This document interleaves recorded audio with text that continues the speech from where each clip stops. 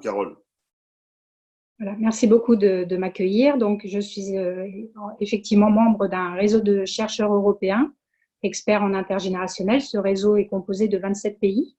Je suis également donc fondatrice de l'association Ensemble Demain, qui est experte européenne en intergénérationnel. Je suis également chargée des projets intergénérationnels pour le ministère de l'Éducation nationale. Donc, j'œuvre voilà, sur l'intergénérationnel depuis un grand nombre d'années. Mon travail, c'est effectivement de rapprocher les générations pour favoriser le mieux vivre ensemble et le mieux faire ensemble entre générations. Et donc, voilà, donc au niveau de l'éducation nationale, j'ai notamment créé un programme éducatif intergénérationnel qui est porté par le ministère de l'Éducation nationale depuis 2013, qui permet à toutes les générations de se retrouver sur le temps scolaire et périscolaire et de travailler autour d'ateliers pédagogiques spécifiques qui sont déclinés en fonction des programmes scolaires.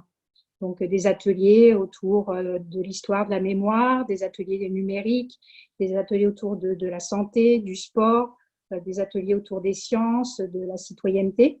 Et ces ateliers donc permettent à toutes les générations, donc à la fois la petite enfance, les jeunes dans les écoles, collèges, lycées, les étudiants d'université, de travailler donc avec des parents, des grands-parents, des seniors actifs et dépendants. Nous travaillons aussi bien sûr avec donc des EHPAD, etc., des résidences seniors.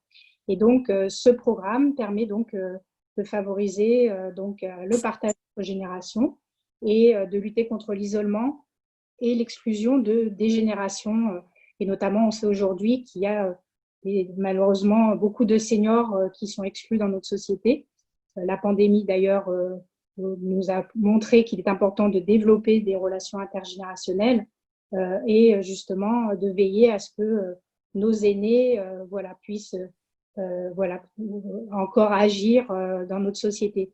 Alors, les enjeux de ces états généraux de la seniorisation me semblent très, très importants et effectivement sont très innovants parce que, effectivement, il faut se pencher justement sur voilà, toute la seniorisation de demain. Pourquoi? Parce qu'aujourd'hui, on sait que l'espérance de vie est de plus en plus importante. La France comptera 74 millions d'habitants en 2050, dont 12 millions de seniors, et il est vraiment urgent de repenser la société en termes de société intergénérationnelle. Et à mon goût, dans les états généraux de la seniorisation, il est important de réfléchir à cette société intergénérationnelle. Pourquoi? Parce qu'il est urgent d'œuvrer pour un monde commun qui englobe non seulement toutes les générations en présence, des plus jeunes aux plus âgés, mais aussi celles du passé et du futur. Et il est important de nous replacer aujourd'hui dans la temporalité longue de la suite des générations et d'œuvrer justement pour cela restaurer à travers l'éducation et tout au long de la vie les échanges et les transmissions entre générations.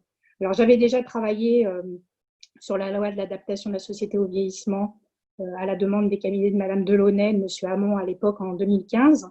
Et cette loi soulignait que l'engagement des élèves dans des projets éducatifs visant à favoriser la réussite éducative et les apprentissages pourra notamment concerner des projets avec des personnes âgées.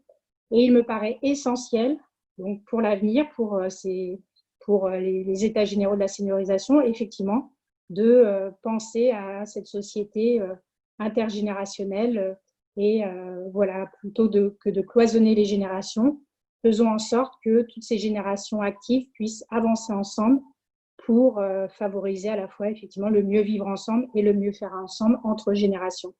Alors, j'ai créé cette association Ensemble Demain qui est parrainée par Hubert Reeves, Boris Cyrulnik, Edgar Morin, Eric Orsena et également les Klarsfeld.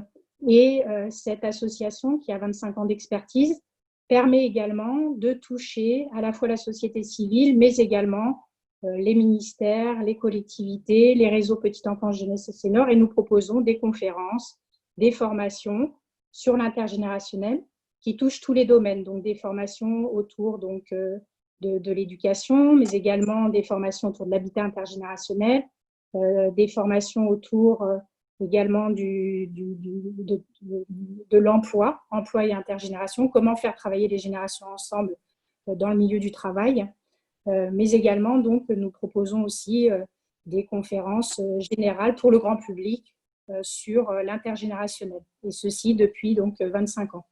Et nous œuvrons à la fois sur le national et l'international. C'est un enjeu qui me paraît essentiel, et d'ailleurs que nous présentons au quotidien aux différents cabinets ministériels. Nous sommes à la fois demandés pour des expertises, du consulting, de l'ingénierie de projet. J'ai d'ailleurs été reçue à l'Élysée il y a 2 ans pour justement présenter tout ce programme Ensemble demain et les enjeux de l'intergénérationnel dans notre société.